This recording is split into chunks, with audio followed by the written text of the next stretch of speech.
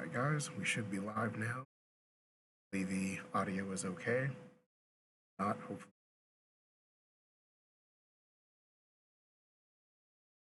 but we will go ahead and get things started here. So I've been doing this talk for once a year for the last like 5 years. We've been talking about ECS and Unity dots for a long time, and they have finally just released ECS 1.0 with the latest LTS release of Unity 2.3. And so with that, they've also released Netcode for entities. And that's what we're going to be talking about today is a quick introduction. And we're not going to go too deep into it. There's actually a whole lot to cover with Netcode, particularly, and entities as well, that I'll probably do separate videos covering more of these topics more in depth. But for now, we'll just do a general overview of this. And we'll just go through this slideshow real quick. And what exactly is ECS and why have I been talking about this for the last like half decade? So DOT stands for the data-oriented technology stack. And this is what Unity has been pushing on and off for the last 5 or 6 years. And this is a kind of a data-oriented design programming paradigm that is meant to give you performance by default, is what they call it. So ECS is kind of the prime component of dots. It is also the ECS is one package. There's also the burst compiler. There is Unity physics.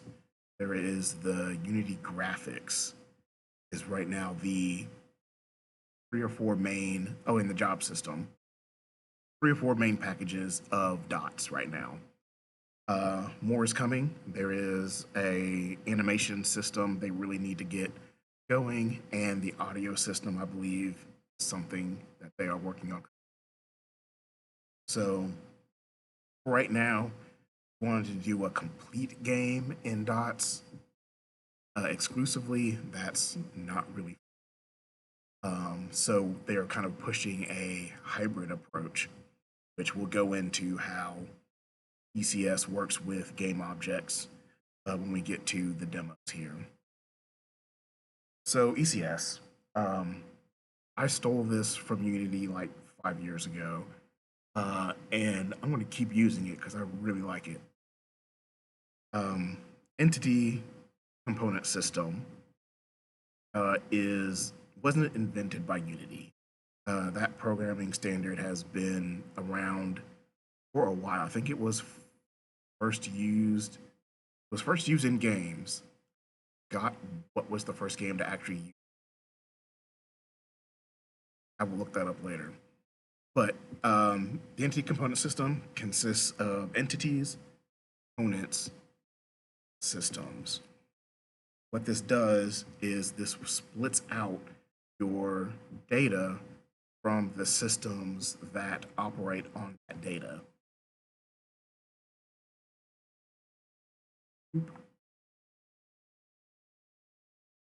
So entities are just indexes into your data.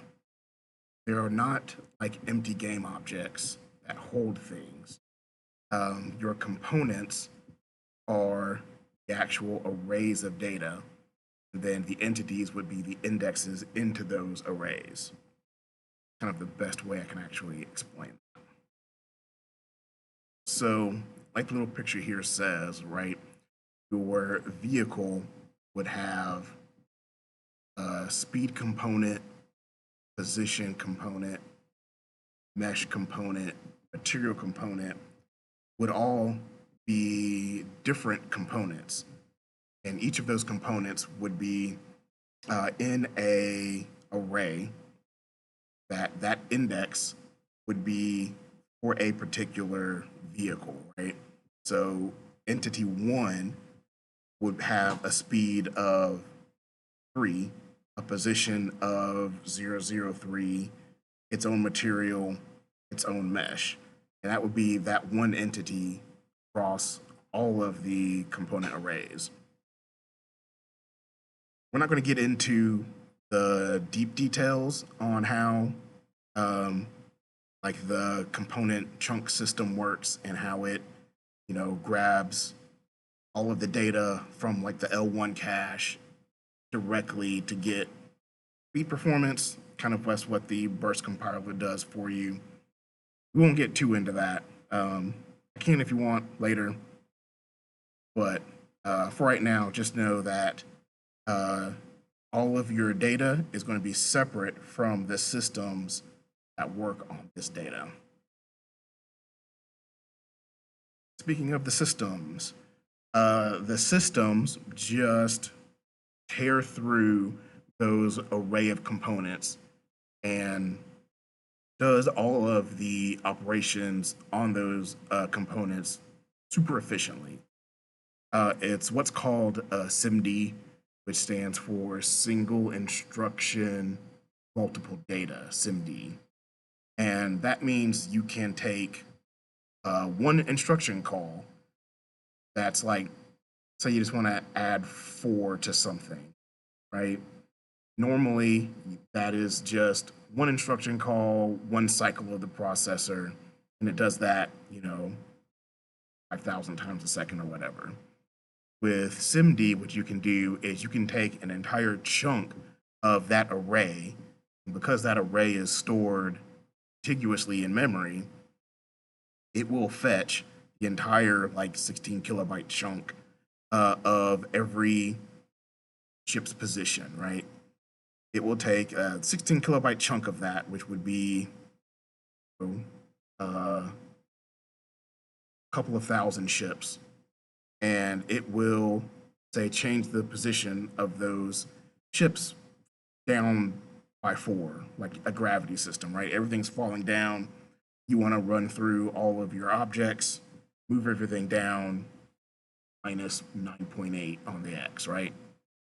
What the system would do is it would take your array of positions. It doesn't even care what else it has on it. It has this array of positions. It will take that 16 kilobyte chunk, and then it will just operate on that chunk, that minus 9 or whatever, all in one operation. And that's how it kind of gets its performance by default. Basically, for free, you get to do one operation on all of that data. That's kind of also what the burst compiler helps to optimize all of that. The burst compiler, it takes kind of a subsection of C# and just super optimizes it and then compiles it down basically into assembly. So it gets everything super optimized, which is why you can't use managed classes in a lot of these systems. And also that makes multi-threading a whole lot easier because each of these chunks are separate. You can spread those chunks out onto your different worker threads super quickly and super efficiently. There's also attributes that you can make so certain chunks are just read-only, which can make that really efficient as well, so you don't have to actually write. 2 threads can't write to the same chunk at the same time because you end up with race conditions. So, but yeah, holy crap, this is from 2019. This is no longer accurate. So, the authoring components have changed a bit since we last talked, I think last year-ish. There is now a baking system which handles converting game objects into entities. We'll go over that later. What else is on here? The scripting entities. Yeah, the C Sharp, ECS, birth, math, physics. Yeah, animation, audio, networking just got released. That's what we're talking about today. Animation, audio kind of got put on the back burner while they got everything else out to 1.0. Link. Yeah, that's all still good. Job system, burst compiler have been out for a year or so now, so that is all production ready. Entities is now production ready. Finally. And yeah, there's a couple of demos that we'll be going over. I don't know if we can try it. There's a new the Mega City demo. If you guys remember that from many years ago, that was the flying car demo where you like fly through a little like cyberpunk Blade Runner city. They updated that a couple of weeks back with multiplayer, so that can now run 64 players on a single server through Netcode for entities. It's pretty cool. I don't know if it'll run on this laptop or not, but we might give it a shot.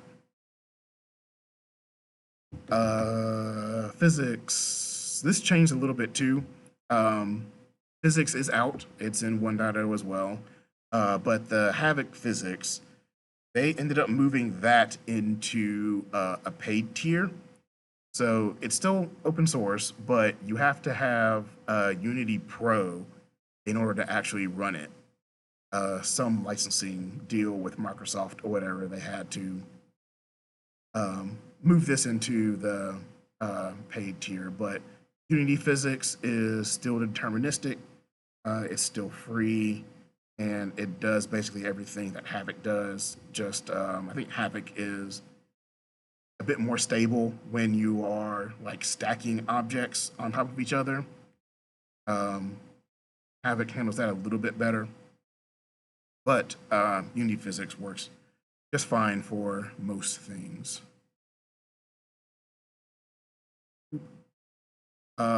Audio has vanished off the face of the earth. I have no idea what's going on with that right now. Same with the animation. They did say a couple months back on the forums that they haven't forgotten about it, but they did have to push it back for it to get entities out the door. Visual scripting, I don't know where they are on this either. I have not heard anything about this since this last slide. So yeah, some links. These will be in the description, but these are same links they've always been. I'll also put links to the other samples. We'll go through, they reworked a lot of their entity component system samples, and they've added netcode. We talked about physics this time last year. But the netcode physics are samples are in this GitHub project here.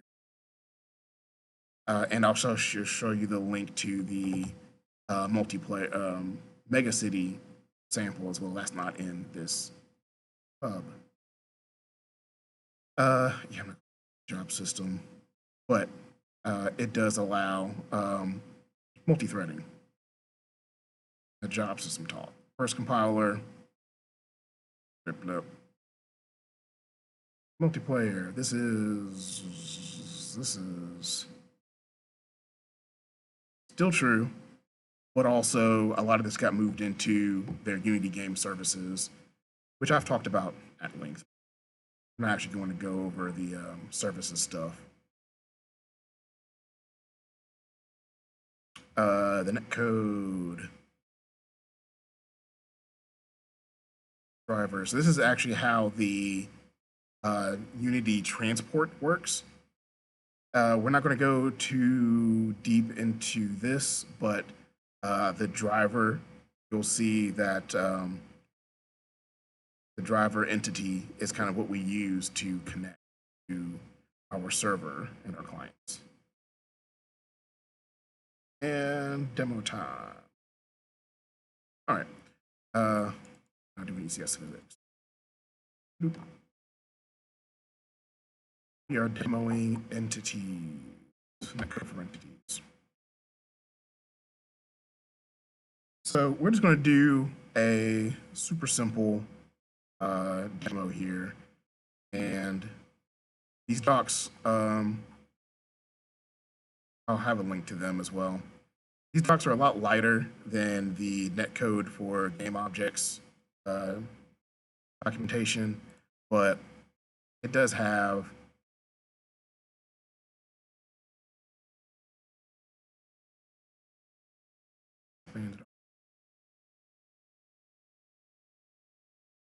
yeah, that works.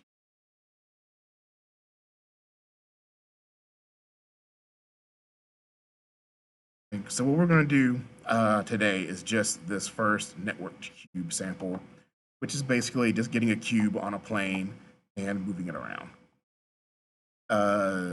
What this Netcode for entities comes with, it has what they call ghost synchronization. That is how you will synchronize between client and server. They have these objects called ghosts, and the ghost represents the actual network state, not necessarily the local state of objects. We do have networked physics and client prediction built in as well. We're not going to go into this today, but these are really hard problems that entities kind of solves for you that you can't really do in Netcode for game objects. Complicated topics, and this does actually work fairly well. Might see some examples soon.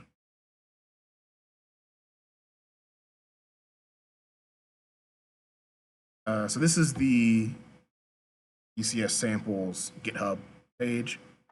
You have your regular entity samples here. I think this includes the physics stuff that we talked about last year. Yeah, graphic. Physics is a separate thing. This one does have baking boys, Hello Cube.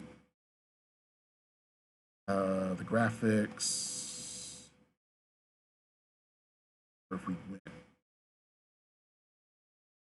those are not.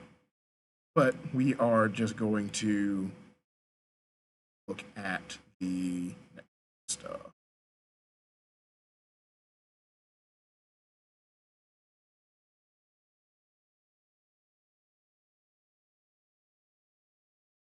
There are a number of samples built in here. We're just going to go over the Netcube sample, but they have this Hello Netcode folder in here that has a crap ton of other samples kind of laid out really nicely. None of this is actually in the docs, which is super weird, but it does a really good job of stepping you through getting set up with Bootstrapper, relay service support, RPCs, spawning, physics, even down into, we'll look at some of these like server-side animation and getting that all synced up. Here we got some other physics. We'll take a look at some of the thin client stuff as well, because that is super neat. All right, so for now, I've already cloned these and got set up and go. So this is just the Netcode folder just broken out. And we're going to step through.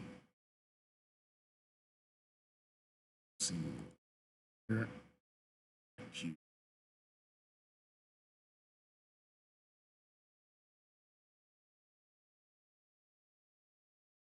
All right. So first thing, we will check out some of the entities windows, because some of these have actually changed a little bit.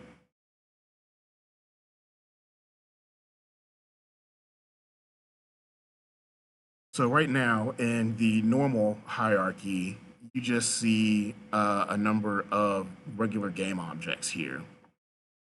To add to add actual entities to our game, what you do is you create a subscene here. And you can just right click, create new subscene, then empty scene, right? And we can just do this, new subscene, right? Anything that we place here in this new subscene will get automatically converted into an entity. Here in the entity hierarchies, you can see both game objects, which is the little light cube icon there.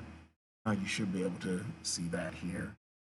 And the entities are this hexagon blue cube here. And it is closed right now.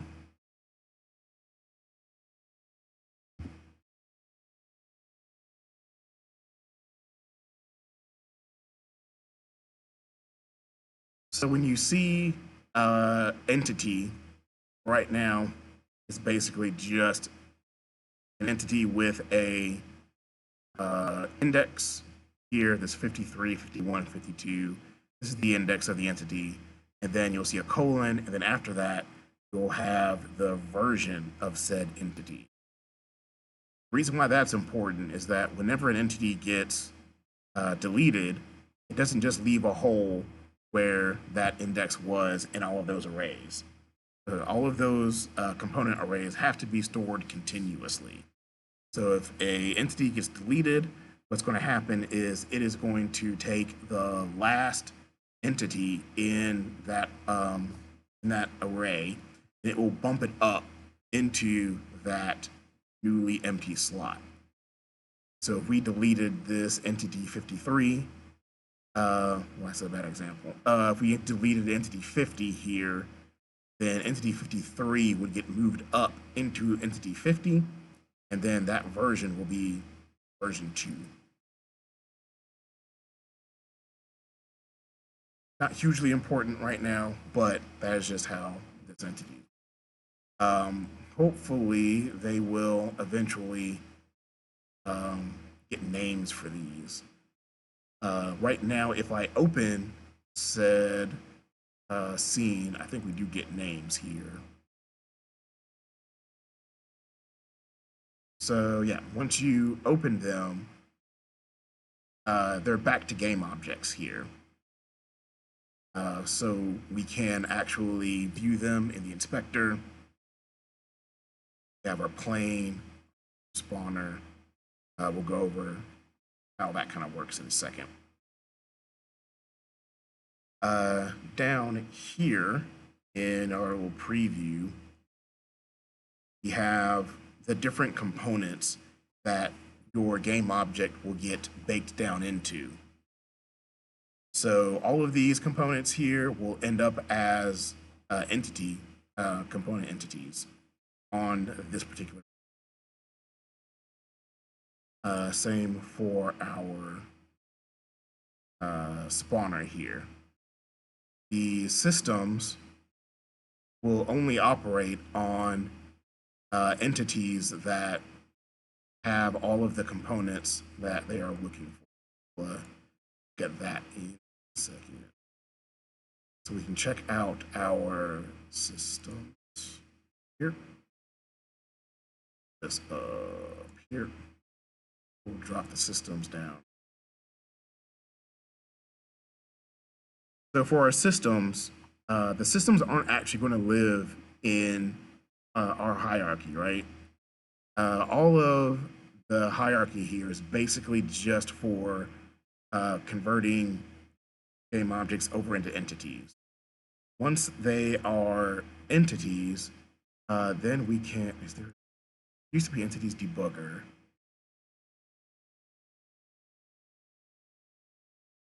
All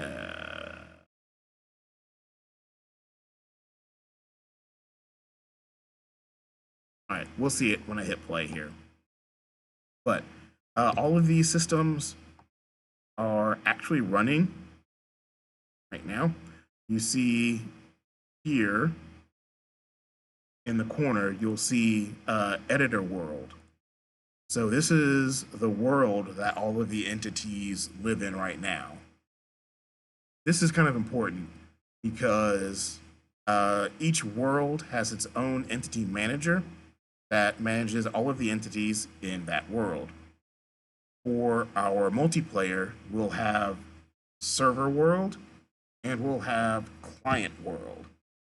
And those are two separate entity managers.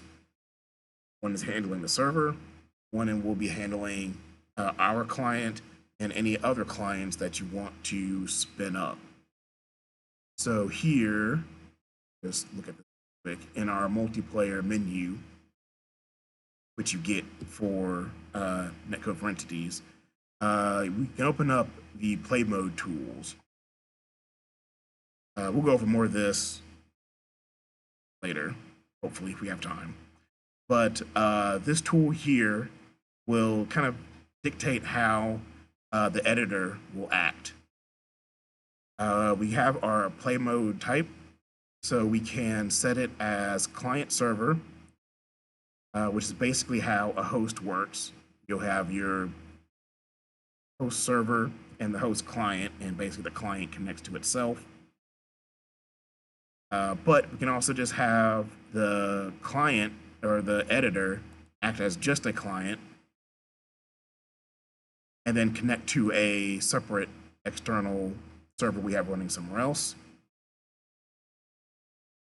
Or we can just have it as a server, and then we can either have it as a client hosted server or a dedicated server, kind of emulating that. We're going to keep it as client server. Another cool aspect here, we're not going to get too into this, but it has a network simulator.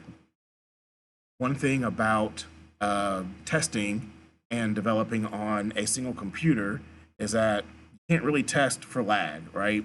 In the real world, you'll have lag anywhere from, 15 milliseconds all the way up to like 200 or 300 milliseconds if you're halfway across the world. So this will let you test that. So you can have round trip delay, you can have jitter. You're testing for like mobile stuff, even packet drops, right? So like if you're like on a bus or something and you go under a tunnel, you lose all network connectivity for like 30 seconds. Your game would have to deal with that somehow, whether you just disconnect or do whatever. And just different log settings and whatnot. I didn't. That was a. Check the bounding boxes. Here at the top here, you have number of thin clients. Thin clients are just fake clients. You'll see them when we'll spin some up here. Hopefully this laptop won't blow up when we do this. But thin clients are just separate client worlds that will spin up in the editor that will connect to your server as kind of fake clients. So you can test how your game works with, say, 10 players randomly moving and jumping around you can just test that without having to have, 5 editors running or, 5 other PCs elsewhere running clients. The thin clients don't do anything except connect to a server, and then they'll send inputs, right? That's all it does. There's no other systems running. It's just kind of a dumb client. There is a limit to how many thin clients will actually connect. I tried this at home on my desktop, and it only go up to 32 thin clients. I don't know if that was a hardware limitation or what. I'm not sure where that setting actually is. I tried to do 100 thin clients. It just didn't. But we'll check that out. All right, back here. So here in our subscene, and we have our spawner. Let's look at some code. First we'll look at first. We will look at the end game. All right. We'll actually look at how to actually connect.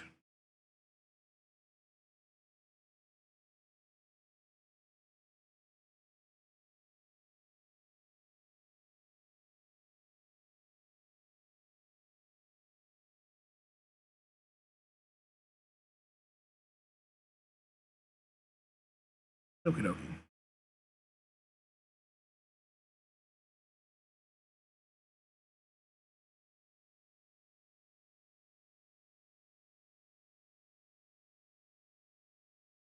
Okay.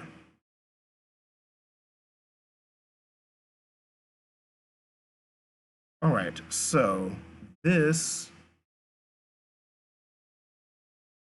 does not actually have a bootstrapper.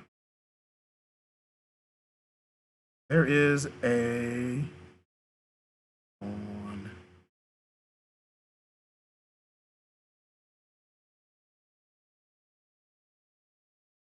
bootstrapper.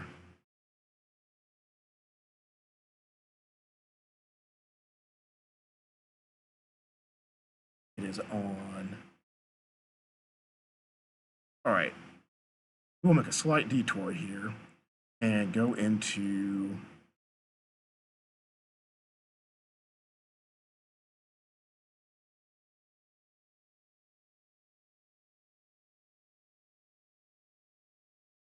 okay. We'll just look at this real quick. So this is the bootstrapper. We will just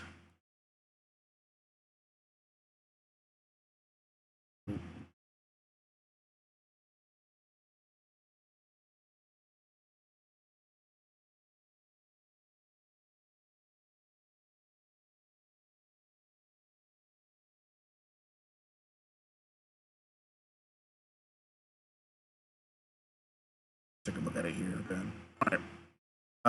So the bootstrapper is a system built in that will automatically connect a client and server world when they start up. And does not live in the hierarchy at all, but it's just in your project. And when the system sees a client server bootstrap, it will automatically run initialize. The Netcode for Entities package will actually just run this. And you need to have this Unity engine.scripting.preserve because by default, it will strip out any code that is not referenced in your actual scene. It gets stripped out. So, because it's not actually referenced in the scene, you need to have this preserved. And what this will do is automatically call initialize and the auto connect port. If this is set, it will automatically connect to whatever port this is. By default, it's 7979. If this is not set, or if this is set to 0, then you'll need to connect manually. We can look at a manual connection here in just a second. This create default client server worlds. This will just create your, for the entities, this will create your server world and the client world by default.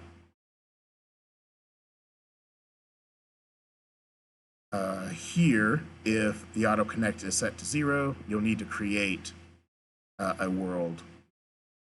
You'll create a local world. When you start manually, then you'll create your client world or server world as you need. We can look at that real quick. And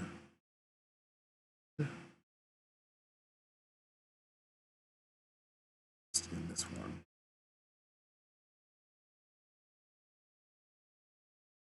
So a lot of this here is UI code. We're not going to care about most of this, except for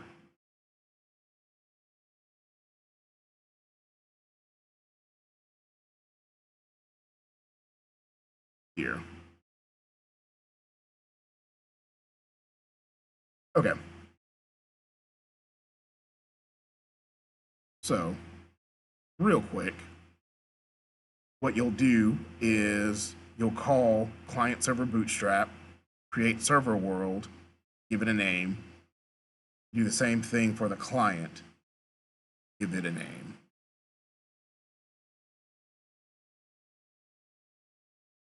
Here we have this entities.world singleton. This is the default world that your game objects get baked into. Go into baking in soon. But for now, what we do is we will just create the default world and make it server world.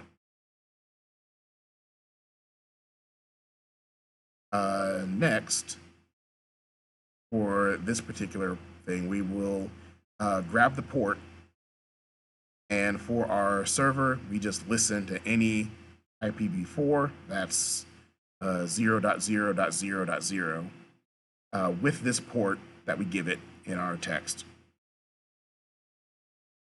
So here, remember, we have our default world, which is our server. The server has its own entity manager. Then we call create entity query. So anytime we are dealing with entities, you have to first create a query in order to find the entities that you want to work with. Because on our entity manager is just a fat list of every entity in the world. And you have to figure out which entities you actually want to look at.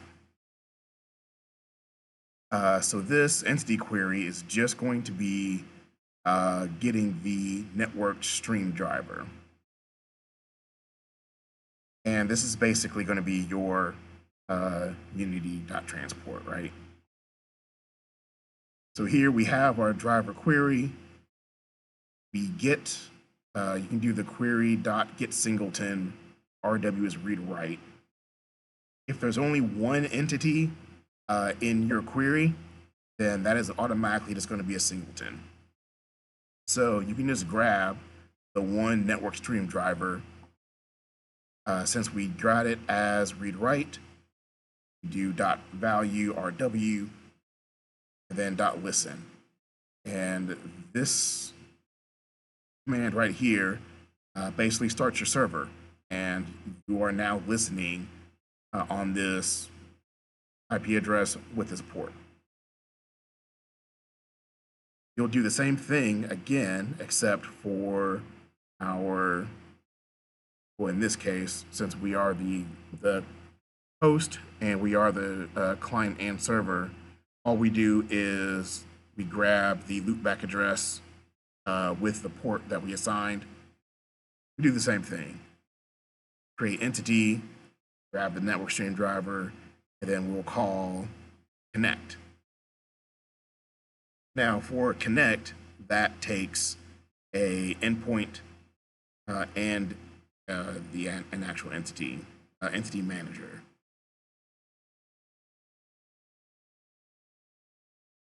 And basically, that's how you connect manually to either a client or start your server, whatever.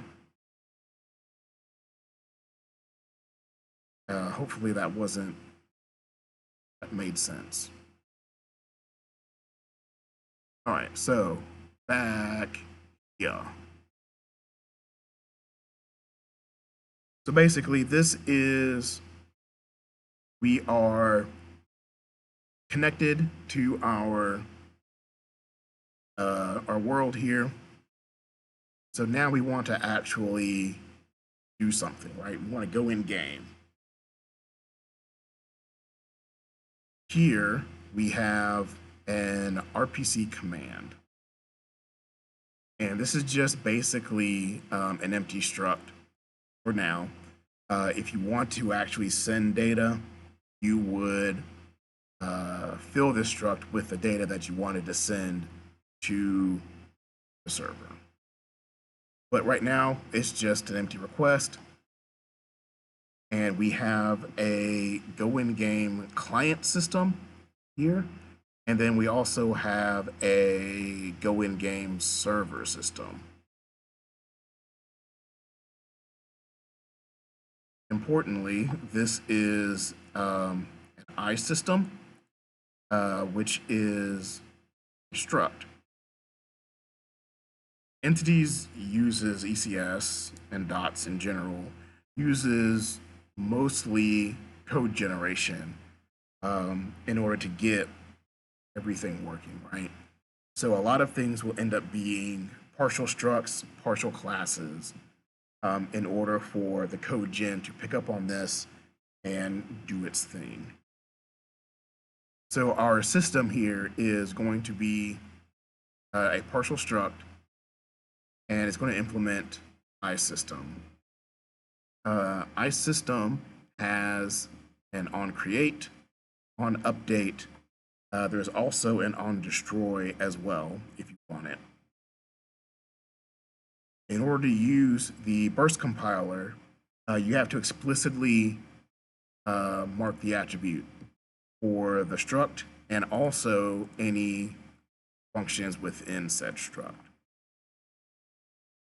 So for the burst compile, we're going to burst all of our systems. For the world system filter, this is where we want this system to actually run. And since this is a client system, it's the name, we only want this to run in the client simulation and also the thin client simulation. So this system is not going to be running in the server. We don't want that. So again, what we do here, we create our queries. For the system on create, there is this require for update. I said earlier that systems will only update if there are entities in the world, in the entity manager, that match these requirements, right? So if we have here a cube spawner entity, and we have whatever entity query we build here, only if we have all of these will this in-game client system actually run. And it runs, at frame rate. I guess it's what 60, I think, is what it gets capped at. Until any of these get unmet, which we'll see in a second. So for this go in game client system, we've got Netcode spawner. We'll also want to build a new query, which if you have like multiple components you want, you'll just use that.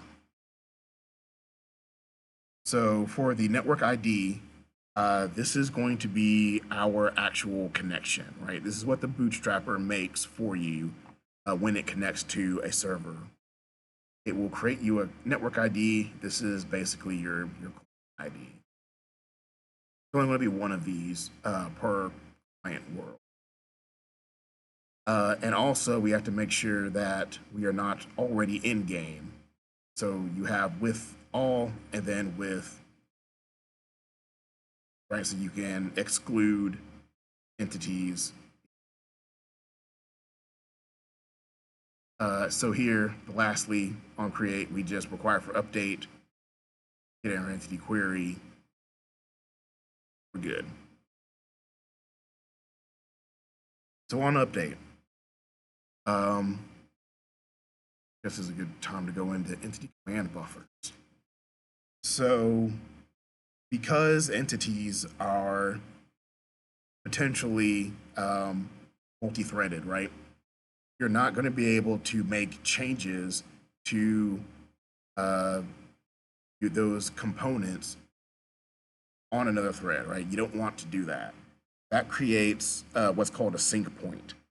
So if you make any like structural changes to an entity, like when you add a component, delete it, whatever, that changes where that component will be in memory.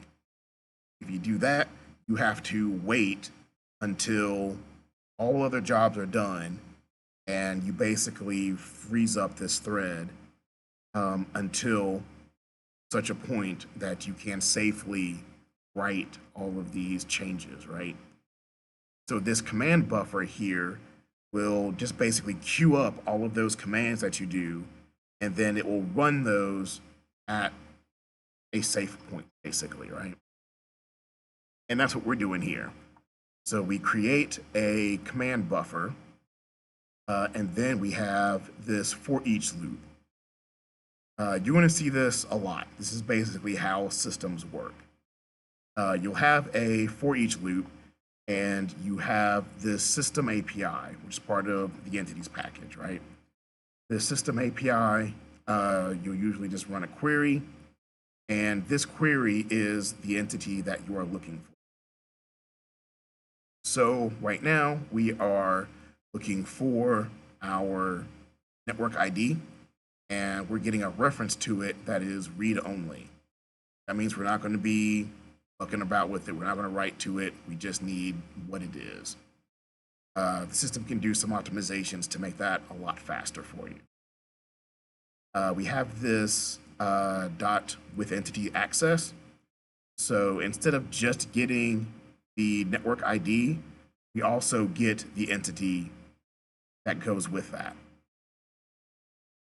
And then we want to exclude any of these network IDs that is already in game, right? So these are your network ID that is not in game, which should be just us, your client that is not in game yet. So once we do that, we'll grab it.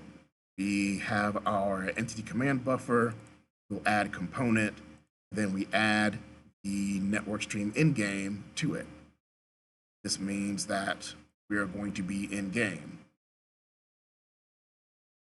Then we will create this entity.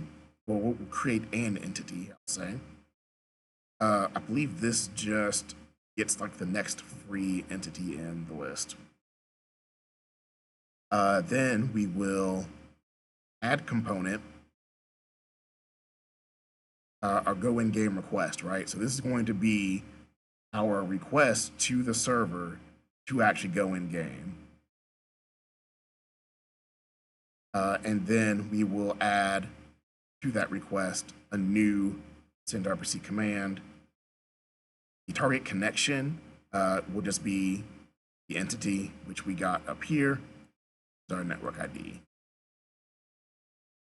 So we are sending this RPC command to ourselves on the server. And then once we're done with that, we call at the end of the system command buffer.playback. Then this will just play back all of those commands that we just did, just one in this case, on the entity manager, which is the client manager. On the server, we kind of do the same thing, but kind of in reverse. We do burst compile for the world system filter. We have just in the server simulation, so only the server is going to be running this. We do the same thing. Well, this one, we have a component lookup. This means that we will get a random component from our entity list without having to query it. And again, we have the query builder.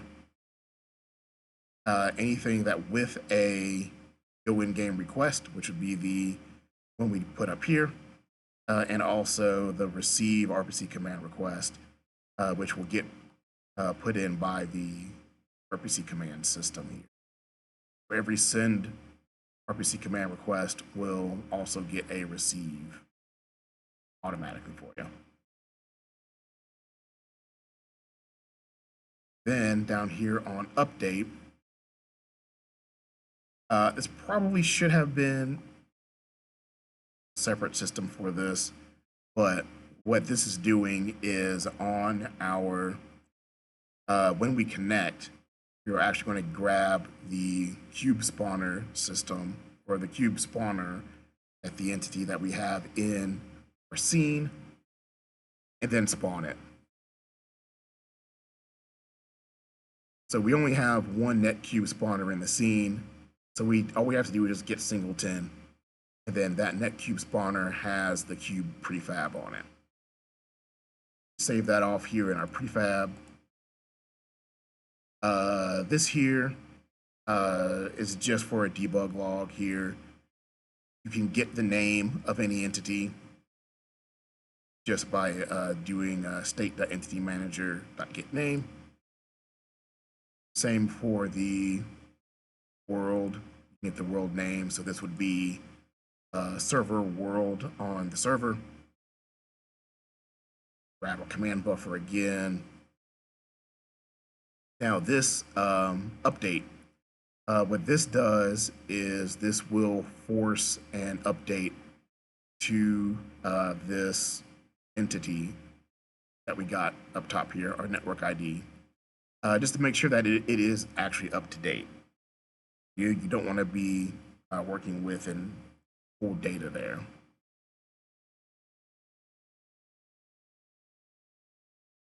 So here we get our receive RPC command request, and then we'll get them that with go in game request, and we grab the entity for it. The actual RPC command request will be saved here in this rec source, and then the entity for that is the request entity.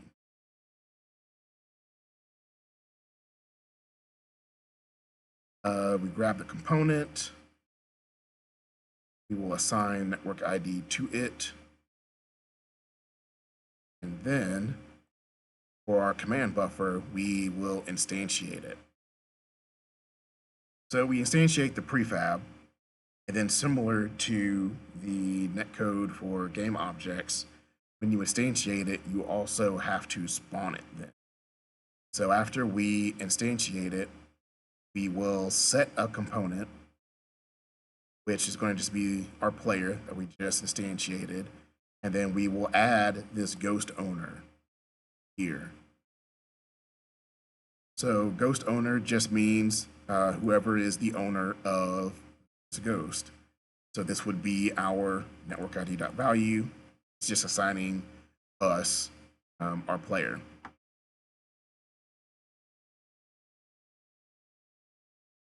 Now the linked entity group, this just means that the source connection and this entity will be linked.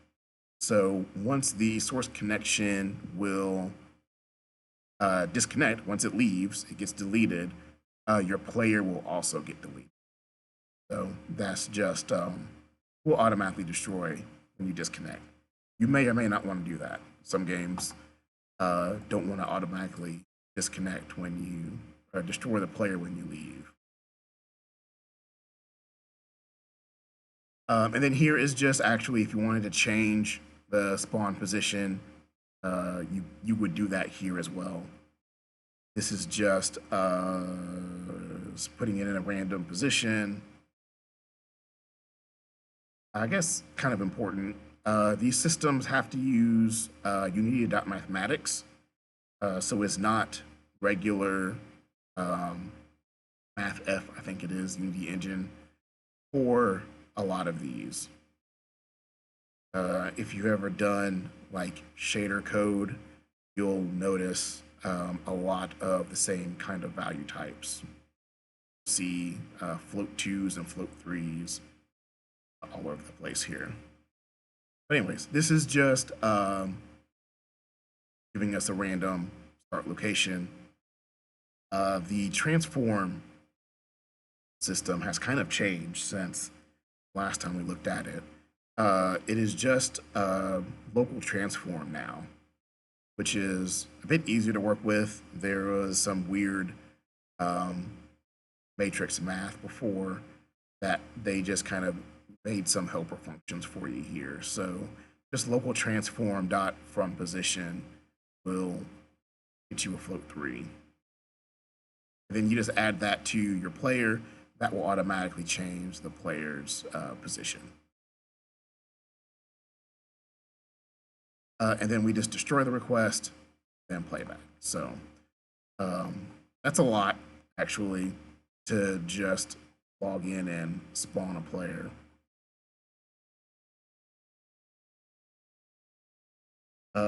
So let us look at cube. So our cube here, this is going to be just the player. This is what we're going to be moving around. And what we need here, the only thing you actually need is this ghost authoring component. And this will have some relevance to actually how the server represents this to the client. So the importance here basically will determine how often or I guess the priority of this component, the updates for it. So if this importance is 100, it is going to be 100 times more likely to be updated versus something of 1 importance if the queue is full, right? If you have a lot of things updating, you want to prioritize player and what's immediately around the player as more important than something that is 100 miles away. You don't care about that. That can be 1 importance compared to a 100 player. The ghost modes are interpolated and predicted. This goes into the client prediction stuff. I don't think we'll have time to actually go into, but you can set it to be either interpolated or predicted.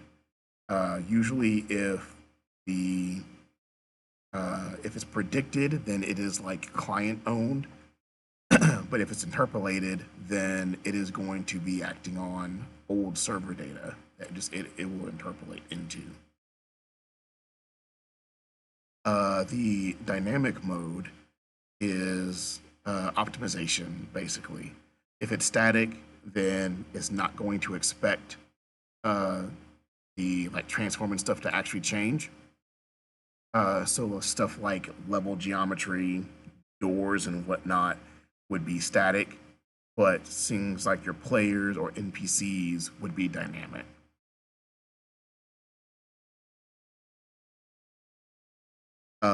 We need to have has owner. That needs to be set if we are going to be actually moving it. And this auto command here, this is basically how it optimizes sending player inputs to the ghost, right? So all your players will basically have this support auto command. And what this means is that anything that has I think it is just an I input command, will get automatically sent like every update, and it will automatically get sent to this particular object. So this is good for player objects, not necessarily for things like a real-time strategy game where you're controlling a whole army of things. You wouldn't necessarily use auto commands for that.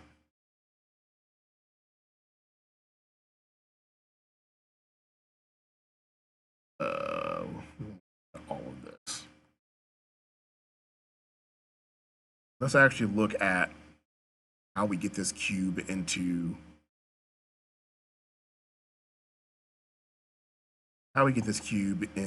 the world.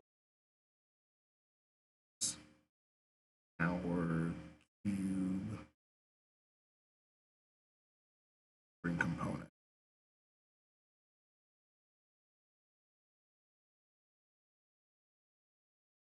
That's the right one. Movable cube offering component.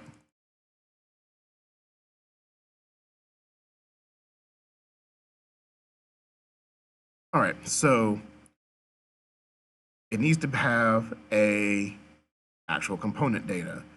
This movable cube is going to not have any component data to it. If you wanted to have other properties like movement speed or something like that, you could put that in here. We're not actually doing that, so it's just going to be empty.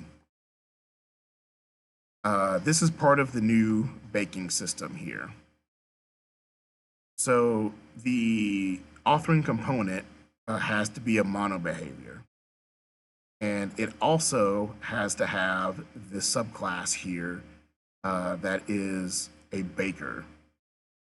And this baker will have to have the type of the component authoring, right? The class here has to implement bake. And all this does is we'll grab the movable authoring component.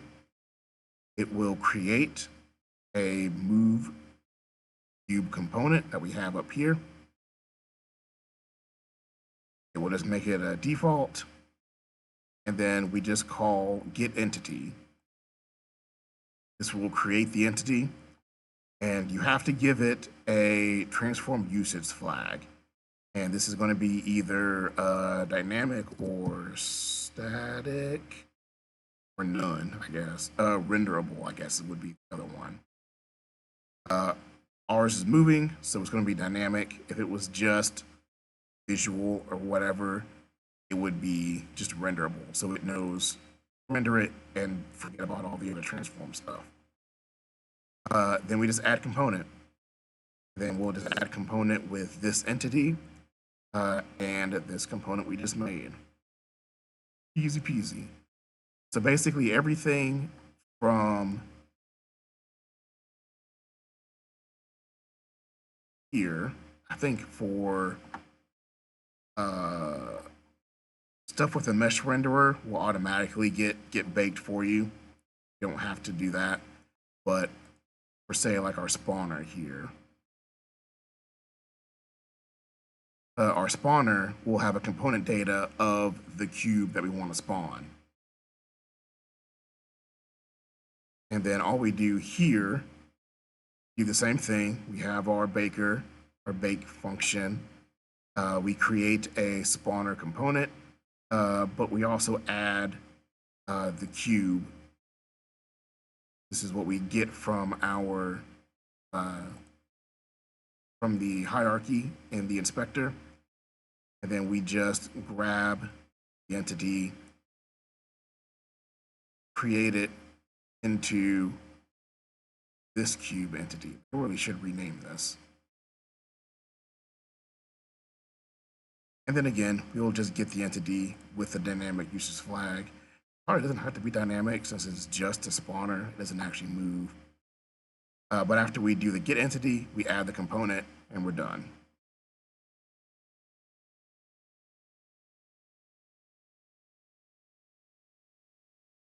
For our input,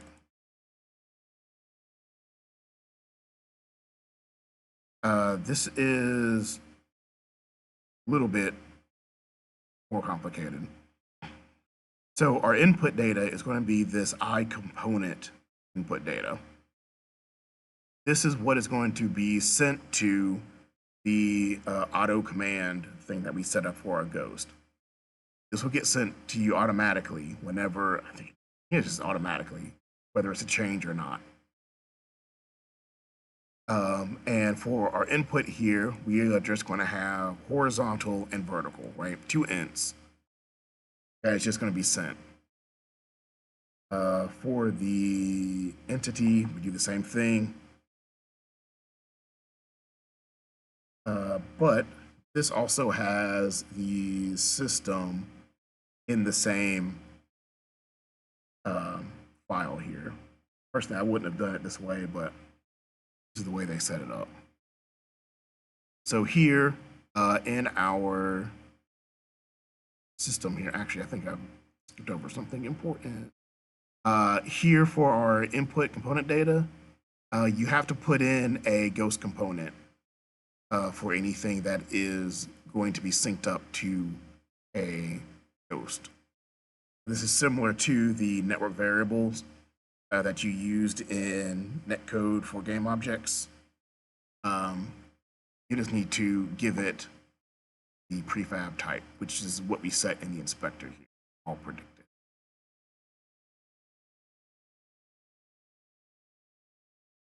So yes, here for our system, it is going to update in the group ghost input system group, which is in our systems. You'll see this in, see it here because we are in editor world.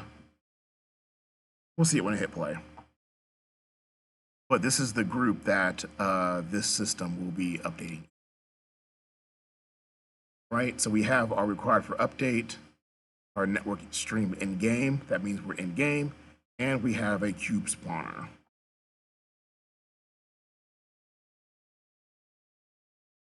This is using just the regular old school input system. This technically could work with the new input system, but we would have to use system base because the, system, the network input system is a managed class. So here in update, we will just grab everything with the cube input and ghost owner is local.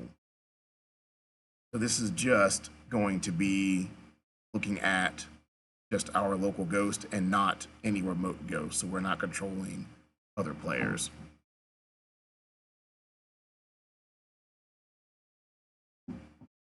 Then all we do is grab our keys. We'll set our player input, which is the what we put up here. And then we set our horizontal and vertical accordingly. That's basically it for that.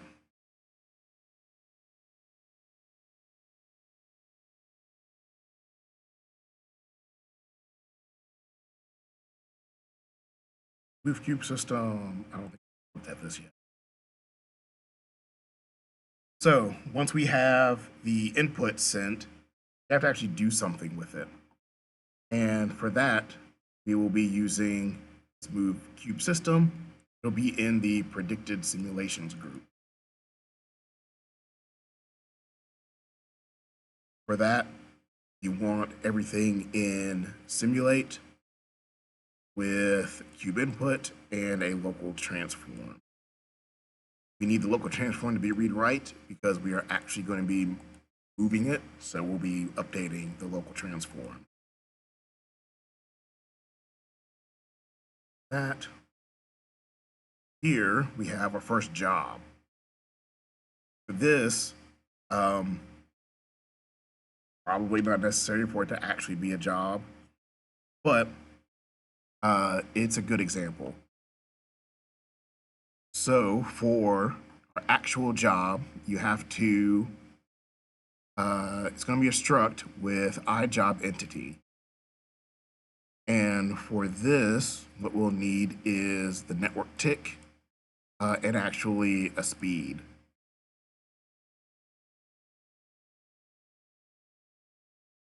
And basically that is it. So when you call execute, this is going to be what your job actually does on each thread. And we're just going to be grabbing the input from our player input. We'll normalize it. We'll multiply it by our speed. And then we just move the position. Standard stuff. So now that we have the job struct, we just make a new job. We will grab the server tick from network time. And since it is a job, we can't just use time.delta time. You would have to use this system API.time.delta time. Works exactly the same, but it's just not inch. And then we just have our for.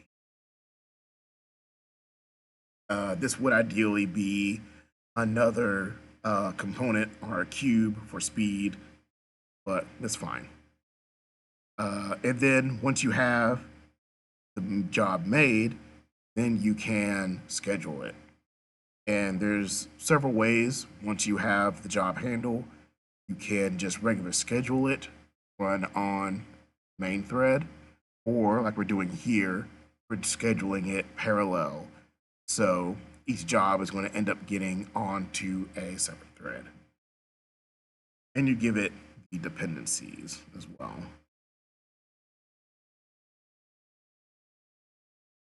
That's how you move stuff.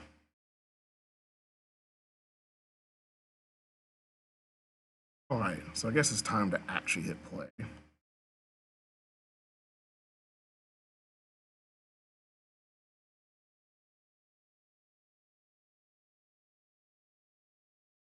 Boop. So we have our cube. You'll see here in the entities hierarchy, we have our spawner, plane, and we have our cube entity. You'll see the little ghost icon here. That just means that it is a ghost.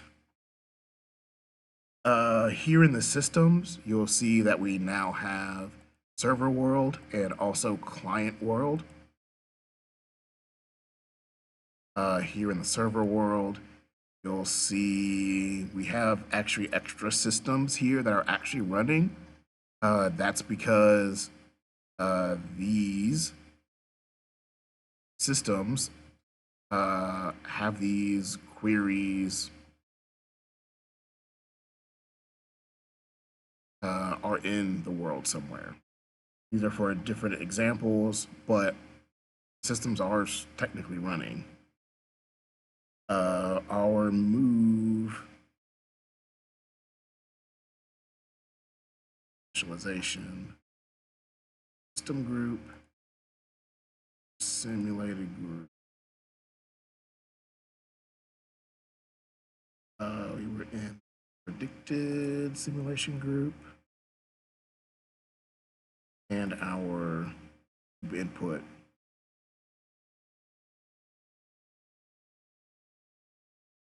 Here, where's the actual move? Here's our move cube system. So here in the inspector, we can see the different queries that we had.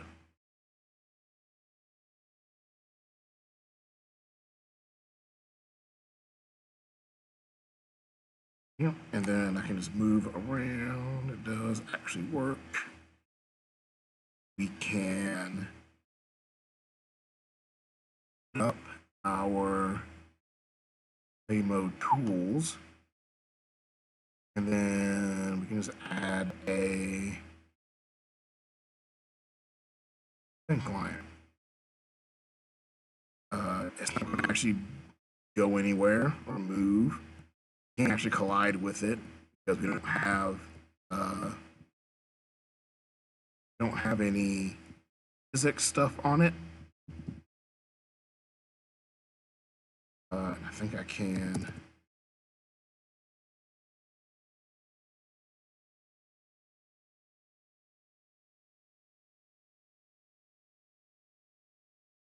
Or this will actually go.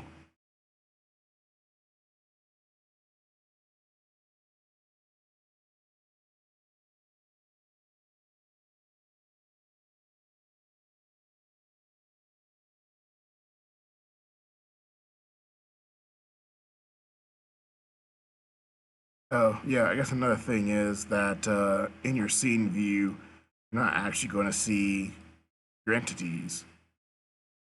I think there is a way to actually sort of set this to see your actual entities. But we can see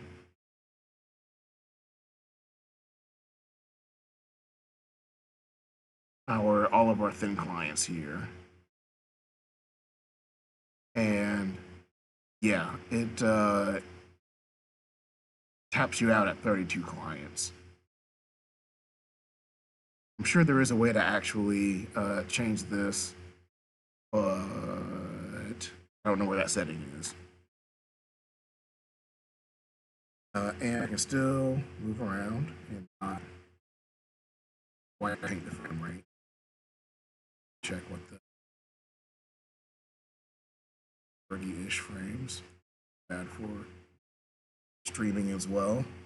We can also look at this might work, maybe.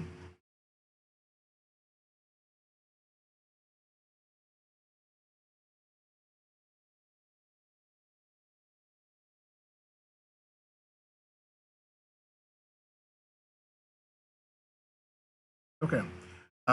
This is, I believe this is still like a work in progress or whatever, but this is net debug.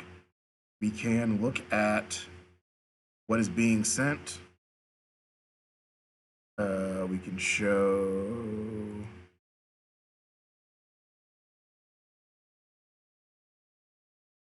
I have to disconnect and reconnect. Here.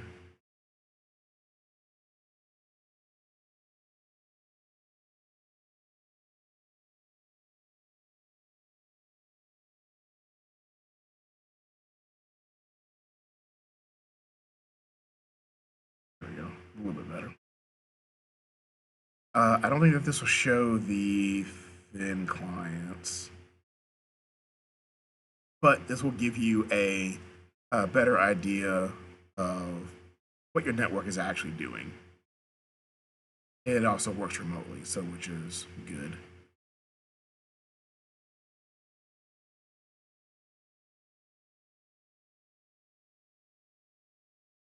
At 20. All right. Let us switch that back. Something normal. Like 5. Okay.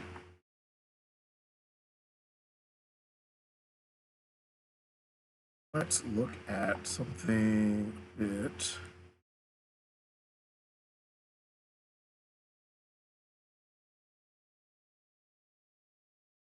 Here we go. This one.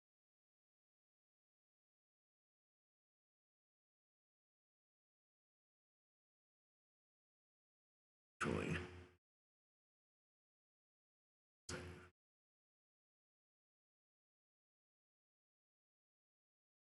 we'll look at.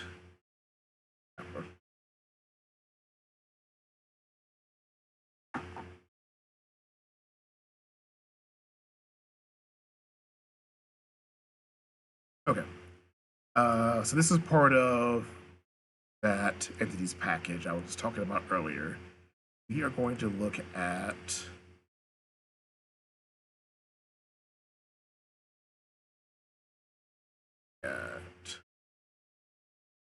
doesn't have it here. That's annoying. All right. We're going to look at thin clients.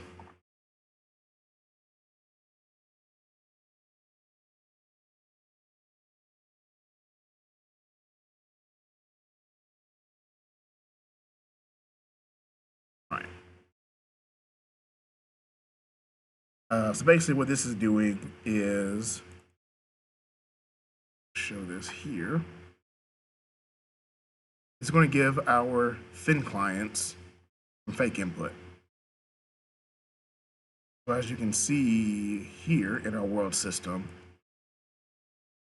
it's just going to be running just only on our thin client simulation world. We're just going to grab the frame count and world index. Really all we need because we're just doing random stuff. We're just going to have a tag component that is enable thin clients. And there's another one for spawn a player, and then our network ID. So here we are just going to use mathematics.random.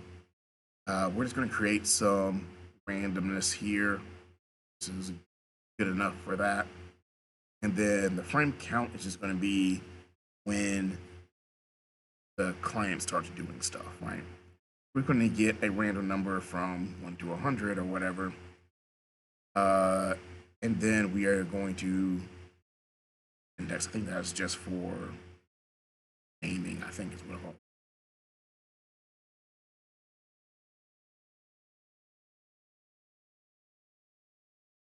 So here in our update, we're going to try to get a target command, or I guess command target.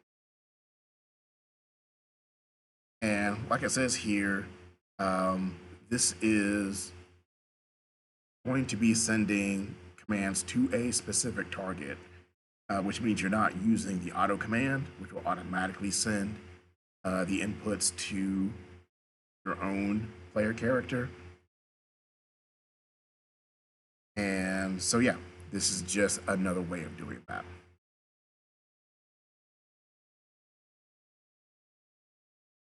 Let's see, do we have the...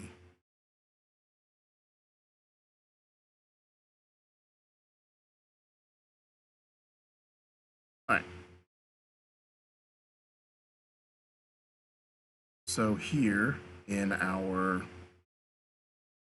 create thin client player, is just going to just create a little fake entity that we're going to use here.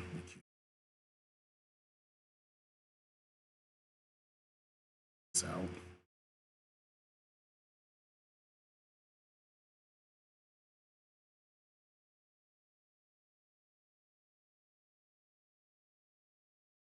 here, this is from the character controller sample, and it's just going to have some input command. This is going to be movement, jumping. There's a fire, secondary fire here.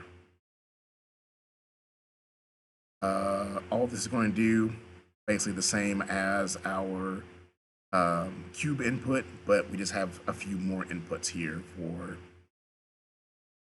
jumping, It does have mouse input. It added some touch input as well. Still fairly standard stuff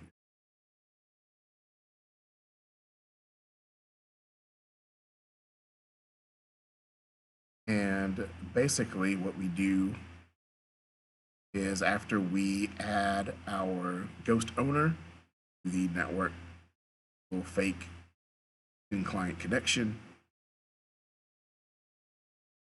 We will set the command target to this entity.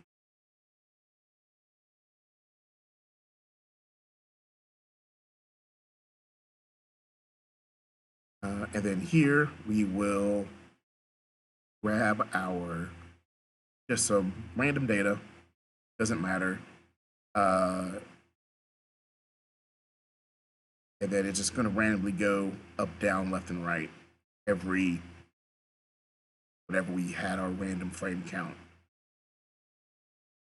Every so many frame, I guess every 100 frames really will jump.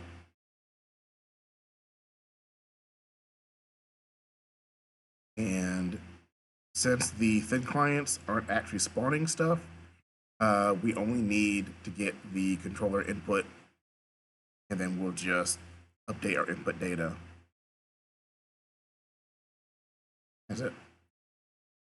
Here we will see our thin clients moving around, jumping randomly and moving and stuff. And then I can move, jump, and shoot.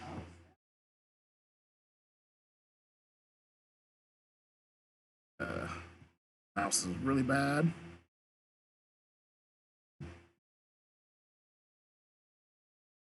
But yeah, we have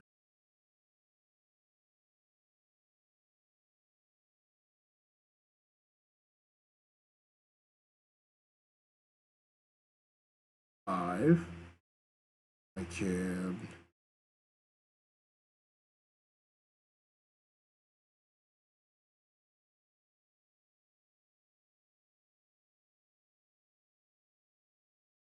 we have 32 players running and jumping around.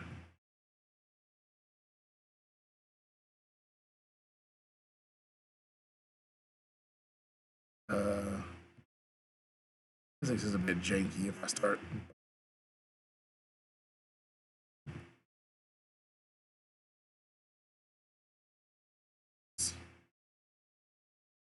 Not too bad. Still at ish frames. Playable.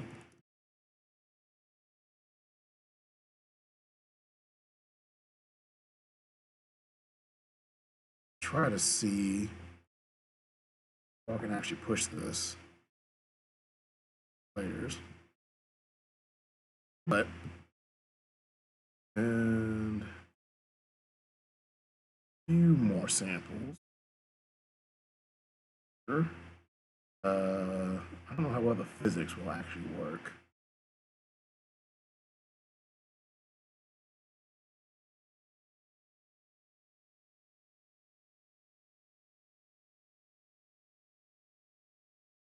Optimization.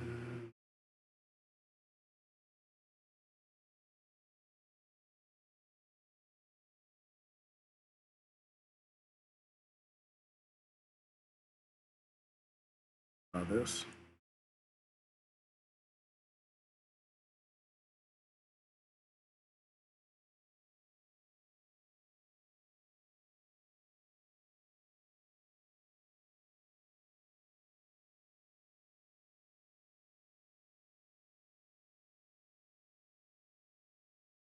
Let's see. A couple of these were predicted.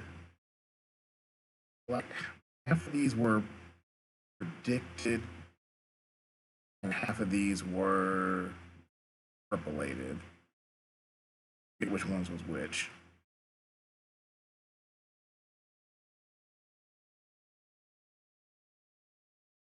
I think I still have.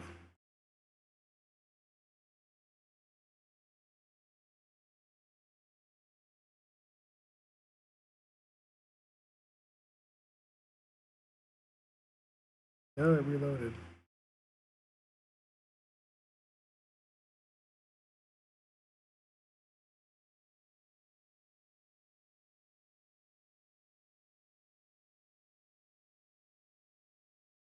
Okay.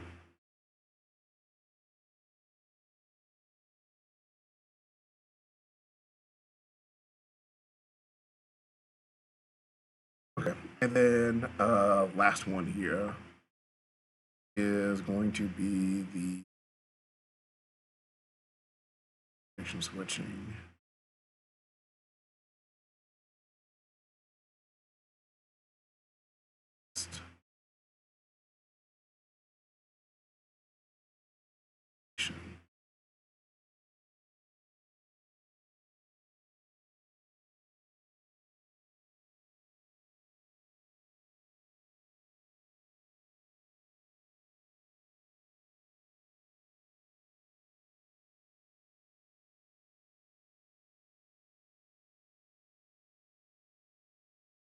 Okay. So we have, why is that gun floating? So this is animation happening on the server that is being synced to clients. And why is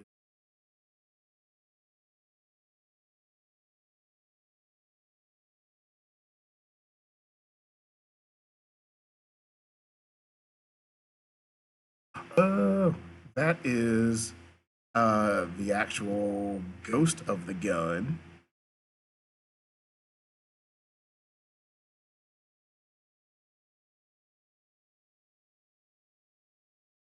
Look at this. In the hierarchy, we've got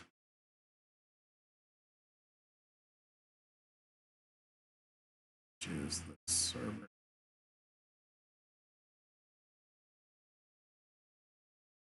Okay, so this has a presentation for the server client.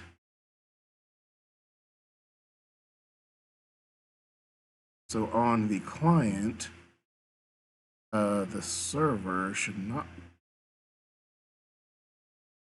be seen.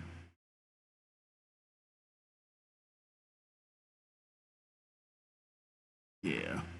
So you see here on the server object, all the geometry is disabled because the server does not care about showing stuff because it's a server. There's no graphics on it. All it cares about is the skeleton for the animation. But they left the gun enabled. So on the client, it also sees the gun replicated from the server, which here, why?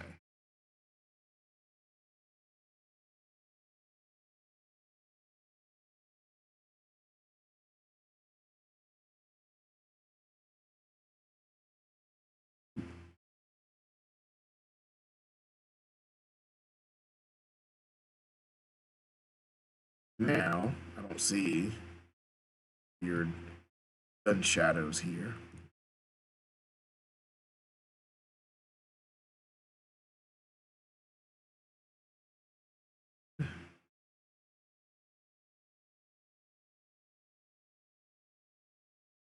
Have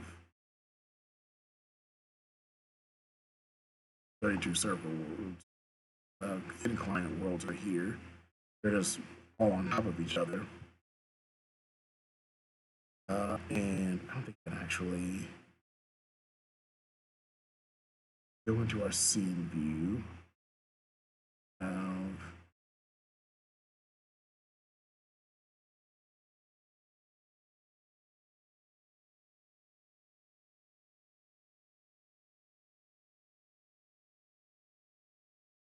change.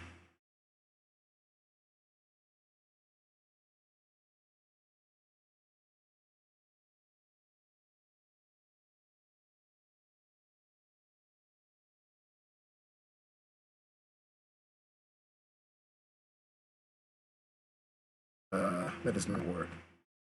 That's another thing that they are need to work on is that you can't actually live edit your entities in play mode. I haven't figured out how to do that yet. Oh wait, I might be able to change it from local transform.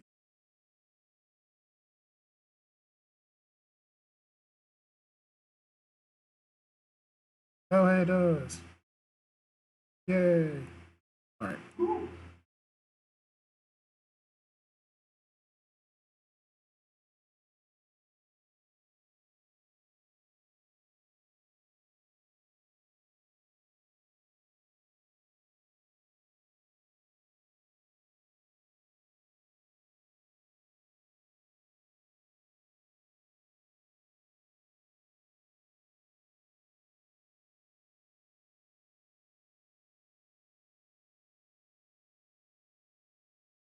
Yes, I do have 32 characters here. Uh, they just are all on top of each other. So I will come back to this in the future, and I'll get these dudes running and jumping they do in the other one. Yeah, just needed to add a little bit of time. We can try it here. We need to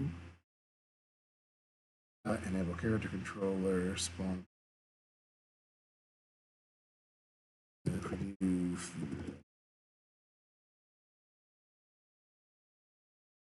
Enable thin clients. I don't know. This might just work if I put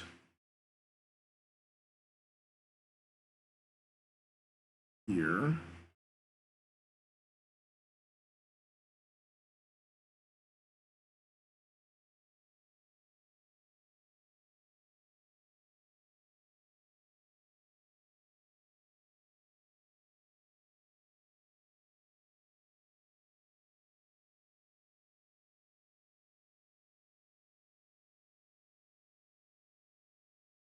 Oh, that might be all I need. Hold on.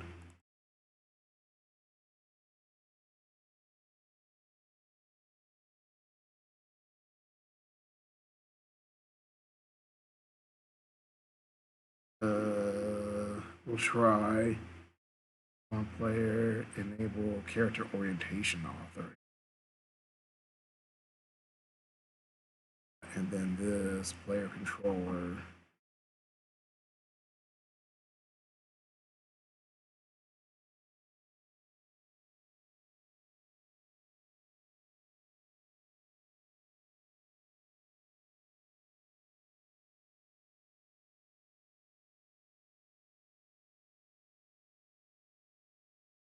That might not work.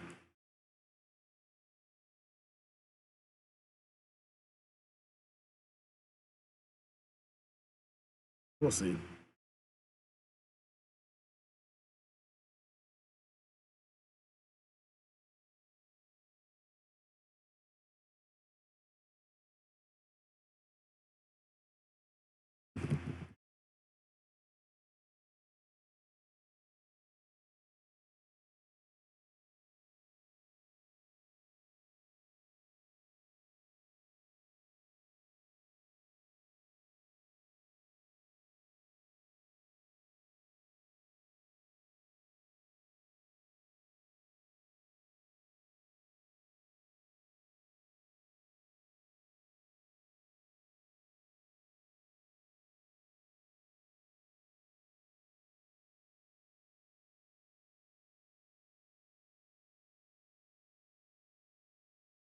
Oh God.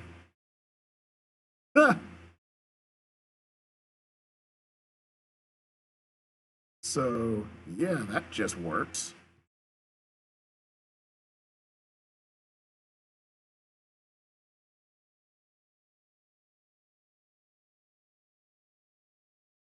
Uh,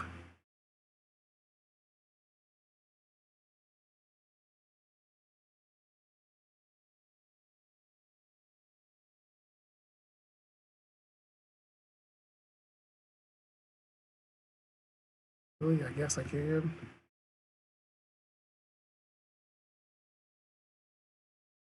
It really does not like that. Not like strafing at all. Or running backwards. Jump though. That's pretty cool. So yeah, I just added that enable character orientation, and it just works. That's the cool part about systems is that what you need to do is have the right components on it, and it doesn't care what the hell it's doing. Very cool.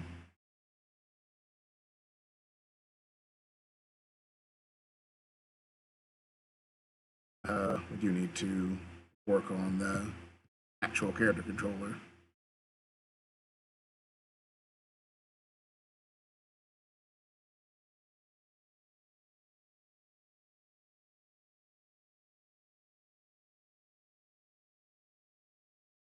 All right, so yeah, I think what I'll end up doing, maybe starting this weekend, is I'll just go through like each one of these and just kind of make a separate video going over each one of these in more detail because there is a lot of stuff to go into here. We just don't have time for, especially for like the client prediction and some of the physics stuff, how all of that works. But yeah, that is it. Tomorrow we are continuing the summer game jam at the Cordova Library. We will be up there. I'll be there from 4:30 to 5:30 or 6, whenever they kick me out. So yeah, if you're just in the area and don't have nothing else to do, join us. I don't know what I'll be doing there, but I'll be helping out. I'll probably do something with Netcode for entities, but the full jam is going until July 3rd. I think it was a month and a half or 2 months for the full thing. Uh, yeah, we've got it up on the meetup site and also in Discord. I forgot what the theme was already.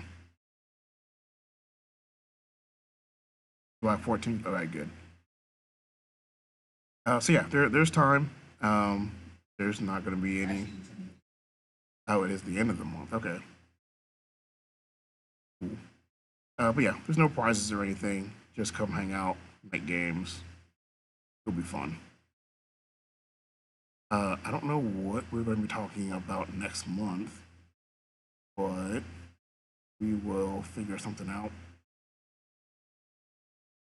and I will post it.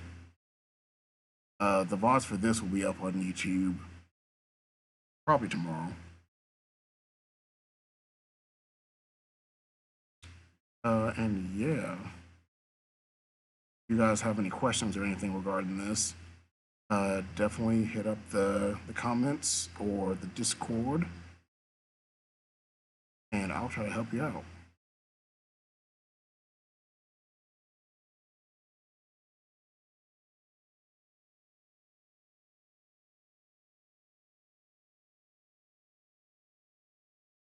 All right, I guess that's it. Cool.